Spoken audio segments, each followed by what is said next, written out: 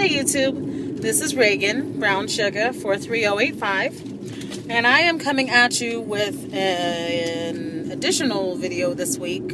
I just had some things that have been laying on my heart. It's not my update day, but just some things that I've been thinking about and things that are helping me as I'm going through my weight loss journey. So I just wanted to share them with you. I'm going to try to make this quick. We'll see how that goes. You guys know how I do. So anyway, I just really want to talk about how I'm having to make this weight loss journey my own. When I first started this journey, I would watch videos and I would try to find the people that were about my height, about my starting weight, and I would compare myself. Okay, well, if they're doing this, then I should be able to do that. If they're doing this, I should be able to do that.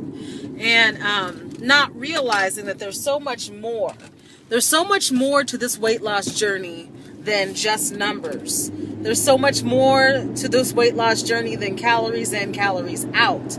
There's so many other variables that can either help you lose weight or keep you from losing weight. Stress, if it's that time of the month for the ladies.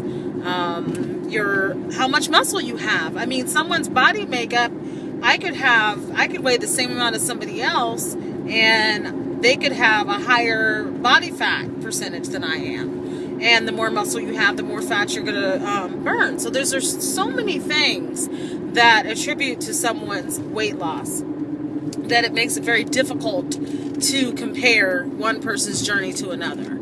So I guess the title of this video is Making My Weight Loss Journey My Own, now that I'm 2 minutes in. Anyhow, so one of the questions that I have to ask myself is what makes me tick? What motivates me? For me personally, I need to make my exercise fun. For me, the eating is not my struggle, it's the exercise and trying to make physical activity more a part of my life.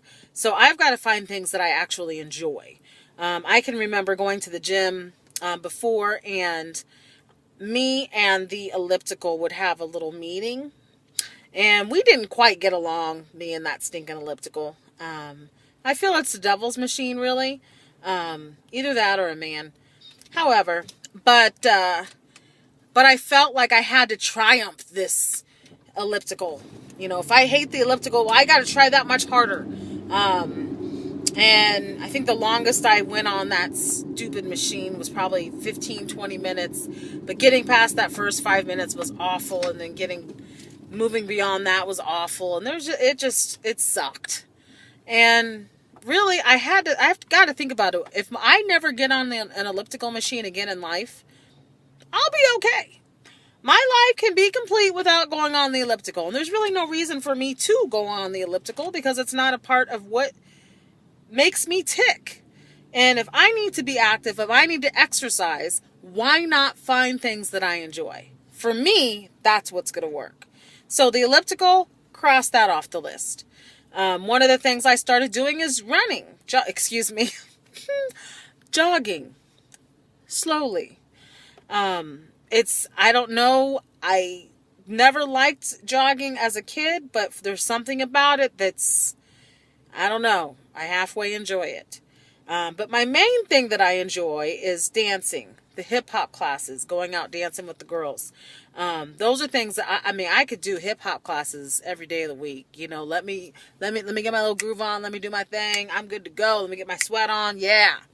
The other thing for me that I enjoy are doing the themed 5Ks. Now, I just did the American Heart Walk, but I do want to do like the electric run next year. I talked about the electric run. I volunteered there earlier this summer. The Dirty Girl, the Warrior Dash. There's a hot chocolate 5K coming up in November. These are all things that make me tick. Because just that excitement of being with all the people and, you know, looking at the time that I did last time and trying to beat my personal best and da-da-da-da. Those are things that I enjoy.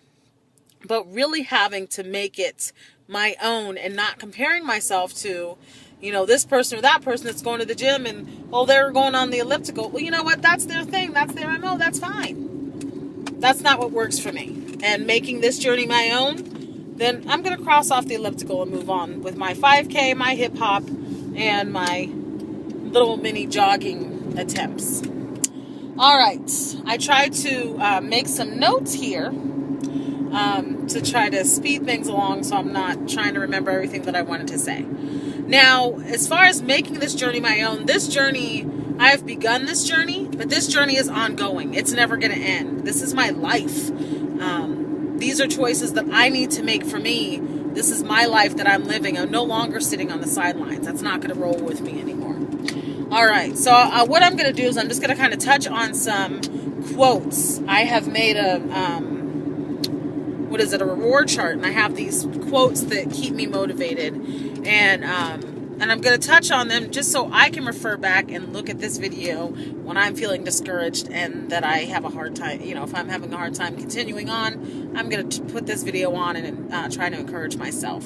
So the first quote is that you need to make a short-term sacrifice for a long-term gain. And so looking at those little things that you're going to do now that are going to help benefit you for later on. For me, I have to make my physical activity a priority. I found that there's a lot of times I'm going to have to do this by myself. I may not have someone to come and be there with me, but this is something that's very important to me. I have to make it a priority. And so, you know what? I may need to miss hanging out with the girls. I may need to miss, you know, this or that, or make my availability a little bit different for work because I have to make me a priority. I've spent 37 years making everybody else the priority, and I see where it's gotten me. So for me, my short-term sacrifice are, you know, just those little things, sacrificing, you know, girls' night, or sacrificing that, or, you know what, hey, I can meet up with you guys later, but I can't meet with you at 7 because I've got hip-hop class. Got to get my hip-hop on. All right. The next one is, all you have to do is change your mind. This is something that I have been saying to myself for years, and it's just now coming to where I'm understanding that and actually making that happen, actually changing my mind. You know, happiness, this thing that we all strive for, it is a mindset. It's not an action. It's not a physical thing that you can touch. It's a mindset. And I'll tell you what, when I'm exercising and burning those calories and dripping with sweat, I have this, this natural high, like I am on fire. I'm so excited about life. But yeah, it's just having to change my mind, and I think my mind is changing. It's different this time. I'm actually excited about doing these things. I'm not having to do them, I'm getting to do them. And having that mindset has made things so much, I have such a more positive attitude about it. And you do these little things, and you're holding on to, you have to hold on to more than just the scale. If all you're holding on to is that scale, then you're in for some rough times. And for the longest, that's what I was doing. I was holding on to that scale, and when that scale was not agreeing with me, my whole world was upside down. But now that I'm finding that I'm able to hold on to this NSV or that NSV, or my pants are falling down, or this or that, then it makes this journey that much more exciting.